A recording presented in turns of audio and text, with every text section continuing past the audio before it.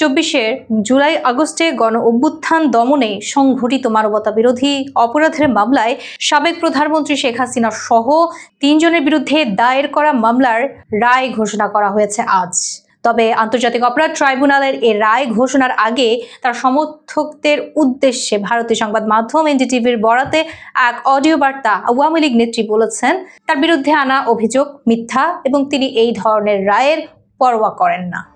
সাবেক এই প্রধানমন্ত্রী দাবি করেন, নোবেল বিজয়ী মোহাম্মদ ইউনূসের নেতৃত্বাধীন অন্তর্বর্তীকালীন সরকার তার দলকে শেষ করে দিতে চায়।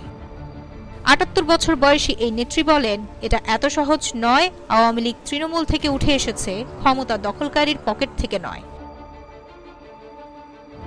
ভারতের ঘনিষ্ঠ মিত্র হাসিনা গত বছর তার সরকারের বিরুদ্ধে দেশব্যাপী বিক্ষোভ সহিংস হয়ে ওঠার পর দিল্লিতে পালিয়ে যান। পালানোর ঠিক আগে তিনি পদত্যাগ করেন। তার পালানোর পর ইউনূসের নেতৃত্বে একটি অন্তর্বর্তীকালীন সরকার দায়িত্ব গ্রহণ করে এবং তার বিরুদ্ধে মানবতা বিরোধী অপরাধের অভিযোগ আনে। মামলার শুনানিকারী আদালত হাসিনাকে ঢাকায় বিচারে যোগদানের নির্দেশ দেয়, কিন্তু তিনি সমন অমান্য করেন। সমর্থকদের উদ্বিগ্ন না হওয়ার অনুরোধ জানিয়ে এই প্রবীণ নেত্রী বলেছেন, আমি বেঁচে আছি, বেঁচে থাকবো, আবারও মানুষের কল্যাণের জন্য কাজ করব এবং বাংলাদেশের মাটিতেই ন্যায় বিচার প্রতিষ্ঠা করব।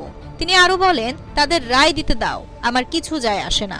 আল্লাহ আমাকে জীবন দিয়েছেন, আল্লাহ তা কেড়ে নেবেন, কিন্তু আমি আমার দেশের মানুষের জন্য কাজ করে যাব। আমি আমার বাবা মা ভাই বোনদের হারিয়েছি এবং তারা আমার বাড়ি পুড়িয়ে দিয়েছে। এই ধরনের আদালতের রায় তাকে থামাতে পারবে উল্লেখ করে শেখ হাসিনা বলেন, আমি জনগণের সাথে আছি। আমি আমার দলীয় কর্মীদের বলছি, চিন্তা করো না, এটা সময়ের ব্যাপার। আমি জানি তোমরা কষ্ট পাচ্ছ, আমরা এটা ভুলবো না।